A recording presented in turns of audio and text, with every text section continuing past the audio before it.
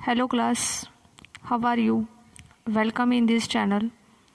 Students, आपण rotational dynamics ह्या चॅप्टरचे न्यूमॅरिकल्स बघत आहोत. पाठच्या व्हिडिओमध्ये आपण काही न्यूमॅरिकल्स ऑलरेडी बघितलेले आहेत. त्याच्या पुढचे न्यूमॅरिकल्स आपण आज बघणार आहोत. So let us start. Numerical number 17 आपल्याला बघायचं आहे.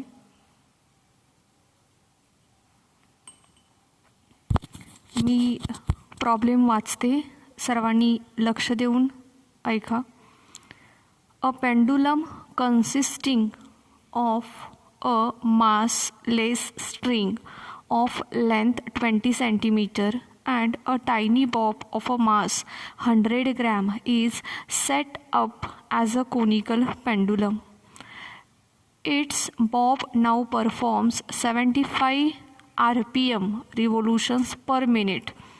Calculate kinetic energy and increase in the gravitational potential. Energy of the bob. Now use pi square as a 10. आपल्याला गिवन काय काय दिले ह्या प्रॉब्लेममध्ये ते आपण अगोदर लिहून घेऊयात. आपल्याला गिवन दिलेला आहे length L is equals to आहे 0.2 मीटर. मास देखील आपल्याला दिलेला आहे M is equals to 0.1 kg. Diagram बघूयात आपण कसा असतो पेंडुलम. रिजिड सपोर्ट स्ट्रिंग आहे. when it is at the extreme position हा bob असेल. so this bob is performs circular motion. now this is radius, this is height, this is length आणि हा जो angle आहे this angle is equals to theta. now revolutions per minute आपल्याला दिलेली आहेत. किती आहेत 75 rpm. Now revolutions per minute ह्याला आपल्याला सेकंडमध्ये कन्वर्ट करावं लागेल. So we will divide by 60. So it will become rps. हे जर का कॅल्क्युलेशन केलं तर इट इज 5/4 rps. ठीक आहे. सो एन किती मिळालं आपल्याला 5/4.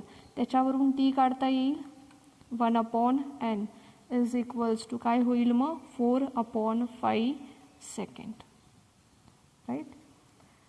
बट टाईम पिरियडचा formula T is equals to काय आहे 2π √L cos of theta upon g. Okay. Now equate this to equations. ठीक आहे. ह्यांना इक्वेट करायचं आहे. इक्वेट केल्यानंतर काय मिळेल आपल्याला we will get 4/5 is equals to 2π √L cos of theta upon g. Okay. आता हे इक्वेशन तुम्हाला सॉल्व करायचं आहे. दोन्ही बाजूंचा स्क्वेअर घ्या. स्क्वेअर घेतल्यानंतर हे इक्वेशन जर का तुम्ही सॉल्व केलं तर तुम्हाला कशाची व्हॅल्यू मिळणार आहे कॉस ऑफ थीटाची व्हॅल्यू तुम्हाला काढायचं आहे. L दिलेला आहे. जीची व्हॅल्यू 10 घ्या. ओके. मग तुम्हाला कशाची व्हॅल्यू मिळणार आहे कॉस ऑफ थीटाची. So cos of theta is equals to तुम्हाला मिळणार आहे 0.8. व्हिडिओमध्ये मी कॅल्क्युलेशन करून दाखवलेलं नाही आहे, परंतु तुम्ही मात्र हे कॅल्क्युलेशन करायचं आहे. Right. So theta is equals to काय होईल मग कॉस इनवर्स 0.8. राईट. ह्याचा जर का आपण इनवर्स बघितला तर आपल्याला आन्सर मिळणार आहे theta is equals to 36 degree 52 minutes. Okay. किती मिळणार आहे 36 डिग्री 52 मिनिट्स एवढा आपल्याला आन्सर मिळणार आहे. So this is the value of theta. Now ह्या डायग्राममध्ये बघा इथे हा थीटा आहे. जर का आपण साइन ऑफ थीटा घेतला तर काय मिळणार आहे आपल्याला, R/L मिळणार आहे. Sine of theta is equals to काय मिळणार आहे आपल्याला, R/L. ठीक आहे. सो आपण साइन ऑफ थीटाची व्हॅल्यू काढायची आहे. आता आपल्याला R फाइंड आउट करण्यासाठी आपण साइन ऑफ थीटा घेतोय, हे लक्षात ठेवा.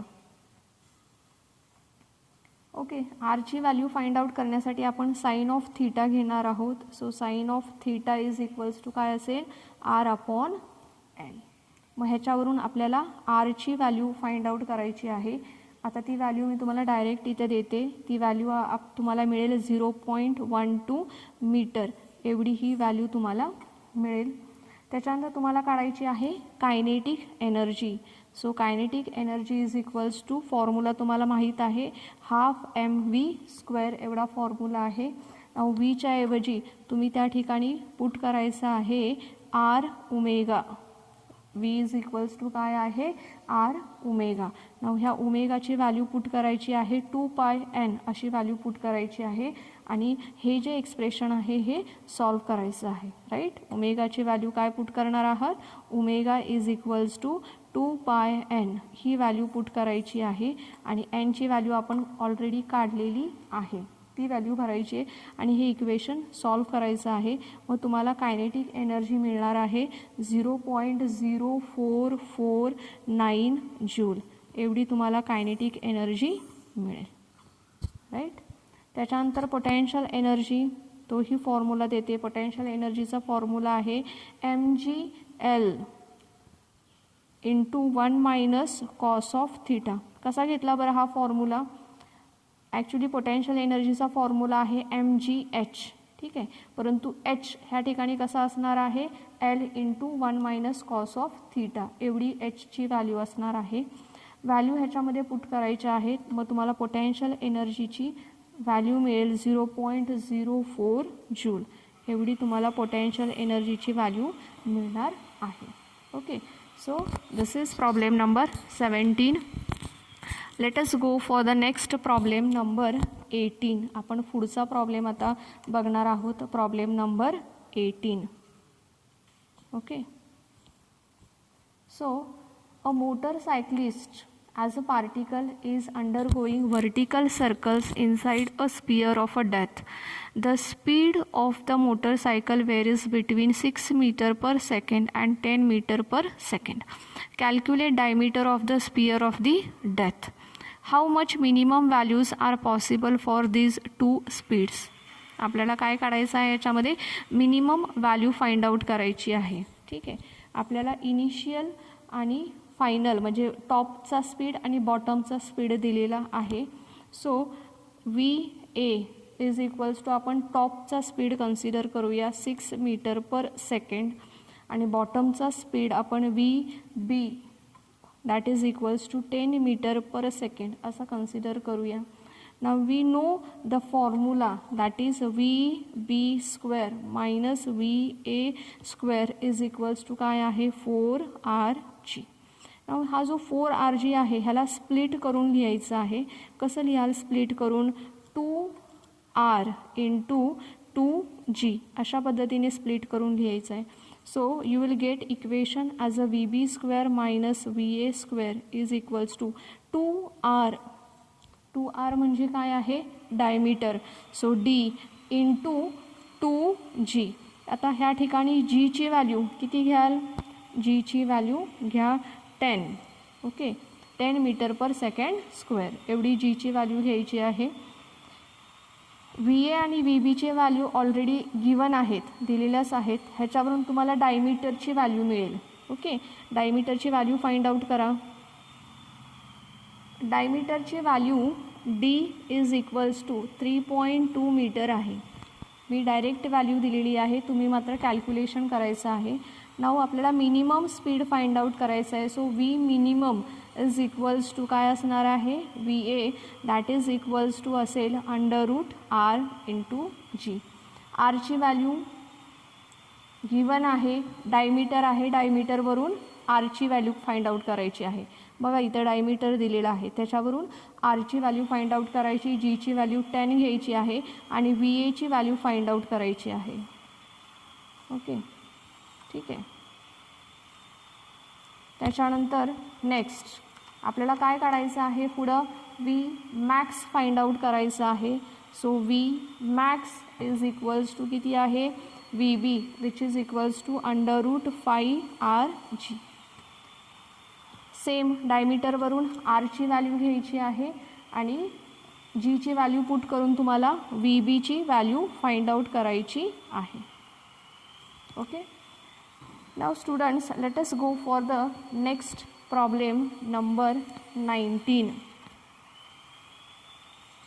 Okay. A metallic ring of a mass 1 kg has a moment of inertia 1 kg meter square when rotating about one of its diameters. It is molten and remolded into a thin uniform disk of the same radius. How much will its moment of inertia be when rotated about its own axis? ठीक आहे. तर ह्याच्यामध्ये आपल्याला given काय आहे, ह्या प्रॉब्लेममध्ये M mass given आहे, किती आहे 1 kg मास आहे. ठीक आहे. I D moment of inertia of a disc किती आहे 1 kg मीटर स्क्वेअर एवढा मोमेंट ऑफ इनर्शिया दिलेला आहे. So let us start. आपल्याला ह्या डिस्कची रेडियस फाइंड आउट करावी लागेल. So I D is equals to काय आहे, फॉर्म्युला आपल्याला माहीत आहे mr²/2. ठीक आहे. आता ह्याच्यामध्ये आय डीची व्हॅल्यू तुम्हाला माहीत आहे, एमची व्हॅल्यू तुम्हाला माहीत आहे. So you have to find out the value of R. तुम्हाला आरची व्हॅल्यू ह्याच्यामध्ये फाइंड आउट करायची आहे, की जी व्हॅल्यू तुम्हाला मिळेल √2 मीटर. ठीक आहे. √2 मीटर अशी व्हॅल्यू तुम्हाला मिळेल. Now when ring remould into disc mass and radius remains same. ज्यावेळेस रिमोल्ड करतोय त्यावेळेस काय होतं आहे, मास आणि रेडियस काय राहते, सेम राहते. So M I of the disc about its own axis. मग आता त्या नवीन डिस्कची मोमेंट ऑफ इनर्शिया किती असेल, I is equals to mr²/2 असेल. ठीक आहे. आता ह्याच्यामध्ये आयची व्हॅल्यू आपल्याला फाइंड आउट करायचं आहे. हा एम किती आहे, ऑलरेडी एम हा 1 kg आहे इंटू r². ह्याचा जर का स्क्वेअर घेतला तर तो किती असेल 2 असेल /2. मग आन्सर तुम्हाला हा आय किती मिळणार आहे, तर 1 kg मीटर स्क्वेअर एवढा आय तुम्हाला मिळणार आहे. येतं आहे सर्वांच्या लक्षामध्ये. So this is problem number 19. आता प्रॉब्लेम नंबर आपण 20 बघूयात. प्रॉब्लेम नंबर 20 मी वाचते, सर्वांनी लक्ष द्या. A big dumbbell is prepared by using a uniform rod of a mass 60 gram and length 20 centimeter. Two identical solid spheres of a mass of 50 gram and radius 10 centimeter each are at the two ends of the rod. Calculate moment of inertia of the dumbbell when rotated about an axis passing through its center and perpendicular to the length. ठीक आहे. आपल्याला ह्या प्रॉब्लेममध्ये given काय काय दिलेलं आहे ते बघूया. रॉडची लेंथ दिलेली आहे, सो त्याला आपण LR असं म्हणूयात. So this LR is equals to किती आहे 20 सेंटीमीटर एवढं आहे. ठीक आहे. त्याच्यानंतर MR म्हणजे मास ऑफ रॉड किती आहे 60 ग्रॅम आहे. स्पियरची रेडियस त्याला आपण RS असं बोलूयात, that is equals to 10 centimetre. MS म्हणजे स्पियरचा मास किती आहे 50 ग्रॅम एवढा आहे. डम्बेल काढते मी, रॉड आहे असा, त्याला डम्बेल अशा पद्धतीने डायग्राम आहे. This is the axis of rotation. अशा पद्धतीने तो रोटेट होतोय. ठीक आहे. सपोज हा डम्बेल आहे तर तो कसा रोटेट होतोय, असा रोटेट होतोय. ठीक आहे. सो ॲक्सिस ऑफ रोटेशन कसा असणार आहे, असा असणार आहे. हां. आणि डम्बेल कसा रोटेट होतोय, असा perpendicular to the axis of rotation अशी त्याची डायरेक्शन आहे. नाऊ ही लेंथ जर का 20 सेंटीमीटर आहे तर हे डिस्टन्स किती असेल 10 सेंटीमीटर असेल, हे पण 10 सेंटीमीटर असेल. ठीक आहे. सो LR/2 हा काय असणार आहे 10 सेंटीमीटर असणार आहे. Right. So if MI of the dumbbell not whole system, आपण पूर्ण सिस्टीमचा नाही, फक्त डम्बेलचा MI काढूयात. त्याचा फॉर्म्युला आपल्याला कसा लिहिता येईल बघा. फॉर्म्युला आपल्याला ह्याच्यामध्ये तयार करावा लागणार आहे. ठीक आहे. MI of the moment of inertia of the dumbbell कसं लिहिता येईल आपल्याला. पहिल्यांदा स्पियरचं लिहूयात. 2 × MS × LR अपॉन 2 याचा स्क्वेअर प्लस काय होईल 2 इन ब्रॅकेट 2/5 MR स्क्वेअर, स्पियरची रेडियस घेतली, plus M × LR/2 the whole square. ठीक आहे. सो ह्या फॉर्म्युल्याने आपल्याला काय मिळणार आहे. MI ऑफ दी डम्बेल मिळणार आहे, moment of inertia of the dumbbell. ह्याच्यामध्ये सगळ्याच व्हॅल्यू तुम्हाला गिवन आहेत, इथं वरती आपण लिहिलेले आहेत. व्हॅल्यूज पुट करायच्या आहेत ह्या इक्वेशनमध्ये आणि सॉल्व करायचं आहे. After solving the equation you will get I as a 24,000 erg इतका I मिळेल. Okay. Now if we add the moment of inertia of the rod, जर का आपण त्या रॉडचा मोमेंट ऑफ इनर्शिया ॲड केला तर मग रॉडचा मोमेंट ऑफ इनर्शिया IR किती असेल, तर तो असेल mass of the rod MR LR square divide by 12. Okay. Divide by काय असेल 12 असेल. आता ह्याच्यामध्ये MR आणि LRच्या व्हॅल्यू तुम्हाला माहीत आहेत. व्हॅल्यू पुट करा आणि व्हॅल्यू फाइंड आउट करा. IRची व्हॅल्यू आहे 2000 अर्ग. ओके. आता हा डम्बेलचा झाला MI, हा रॉडचा झाला. मग जर का आता आपल्याला टोटल जर का सिस्टीमचा फाइंड आउट करायचा असेल MI, तर काय करावं लागेल आपल्याला, ह्या दोघांचंही ॲडिशन करावं लागेल. So total I is equals to काय असेल 2000 प्लस हे काय होतील 24,000 आणि असा मिळून मग तुम्हाला काय मिळणार आहे, टोटल I मिळणार आहे. लक्षात येते सर्वांच्या. ह्या दोघांचं ॲडिशन करून टोटल I मिळणार आहे. So this is the problem number 20. आता ह्याच्यानंतर आपल्याला नेक्स्ट प्रॉब्लेम बघायचा आहे, प्रॉब्लेम नंबर 21. प्रॉब्लेम नंबर 21 मी वाचते, सर्वांनी लक्ष द्या. A flywheel used to prepare earthenware pots is set into rotation at 100 RPM.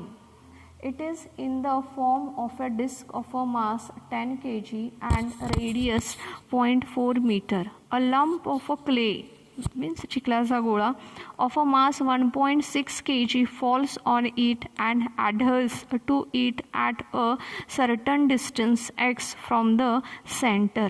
Calculate x if the wheel now rotates at 80 RPM. Okay. आपल्याला given काय काय दिलेलं आहे त्याचा अगोदर विचार करूया, लिहून घेऊयात आपण ते. आपल्याला दिलेलं आहे इनिशियल RPM दिलेला आहे. सो N1 आपण त्याला म्हणूयात 100 RPM. ओके. मास दिलेला आहे that is M1 is equals to आहे 10 kg. रेडियस देखील दिलेली आहे, ती आहे 0.4 मीटर. M2 दिलेला आहे म्हणजे लंप ऑफ क्ले जो आहे त्याचं वेट दिलेलं आहे 1.6 kg. R2 ह्याला आपण X असं सांगितलं आहे त्यांनी आणि N2 हा किती आहे 80 RPM आहे. ओके. तर आपल्याला काढायचं आहे काय ह्याच्यामध्ये, एक्सची व्हॅल्यू फाइंड आउट करायची आहे. R2ची व्हॅल्यू आपल्याला ह्याच्यामध्ये काढायची आहे. कशी काढता येईल, there is no any external torque acts on it. Now according to the law of a conservation of angular momentum total momentum remains constant. Total momentum कसं राहतं आहे, कॉन्स्टंट राहतं आहे आणि टोटल मोमेंटम कॉन्स्टंट राहत असल्यामुळे we can write the equation as I1 N1 is equals to I2 N2. अशा पद्धतीने आपण हे इक्वेशन लिहू शकतो. ठीक आहे. आता ह्याच्यामध्ये I1 म्हणजे काय आहे, तर इट इज अँड डिस्क फॉर्ममध्ये आहे हा I1. मग त्याची व्हॅल्यू कशी लिहिता येईल आपल्याला, I1 इज इक्वल्स टू आपल्याला लिहिता येईल m1r1² असं आपण लिहू शकतो. अशाच पद्धतीने आपण I2 कसं लिहिता येईल आपल्याला, so let us write I2 is equals to काय असेल, तर I1 प्लस m2r2². ठीक आहे. ज्यावेळेस वेन लंप ॲडहर्स त्यावेळेस हा I2 असेल. Now put this values in this equation. ह्या इक्वेशनमध्ये ह्या व्हॅल्यू पुट करायच्या आहेत. ह्या दोनही व्हॅल्यू I1 I2 ह्या इक्वेशनमध्ये पुटअप करायच्या आहेत.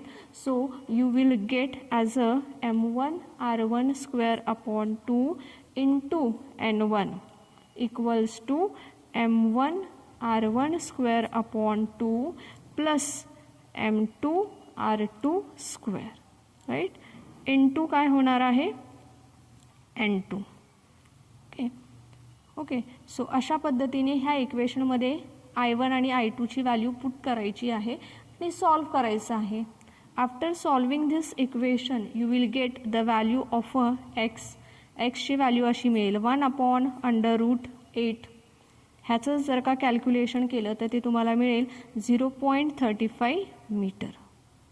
So this is the value of X. ठीक आहे. व्हिडिओमध्ये मी कॅल्क्युलेशन केलेलं नाही आहे, तुम्ही मात्र कॅल्क्युलेशन करायचं आहे. ओके. आता नेक्स्ट प्रॉब्लेम नंबर 22 बघूयात. मी वाचते, लक्ष द्या. Starting from rest an object rolls down along an incline that rises by 3 in every 5.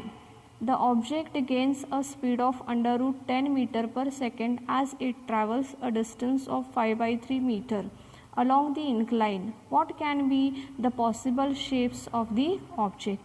Given काय काय दिलेलं आहे आपल्याला ते बघूया आपल्याला. ठीक आहे. AC/CB इज इक्वल्स टू आहे 5/3.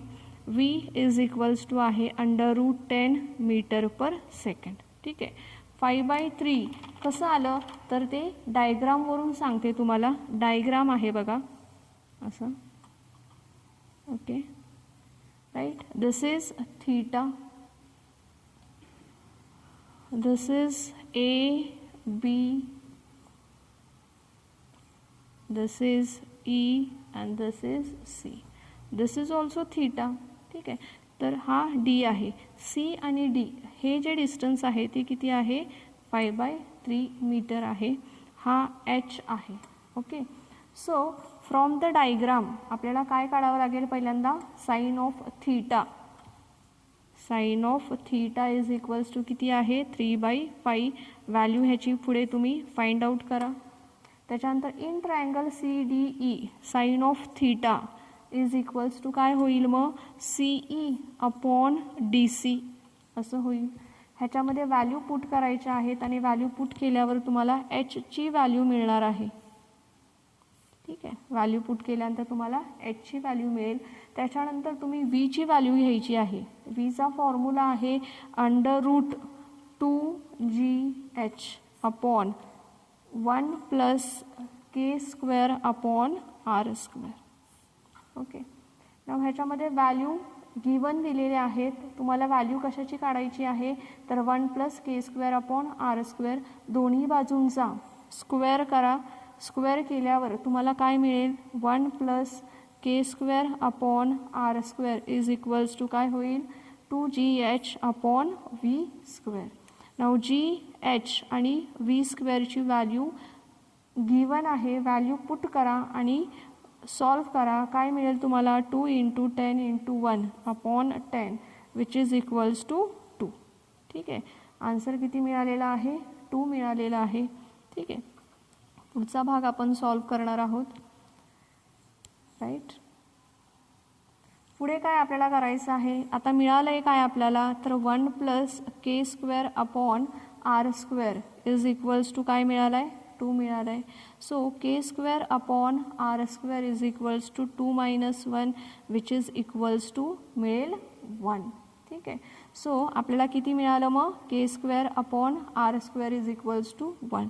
So from this result we can conclude that the object is ring. Object काय असणार आहे, रिंग असणार आहे, हे आपण ह्याच्यावरून कन्क्लूड करू शकतो.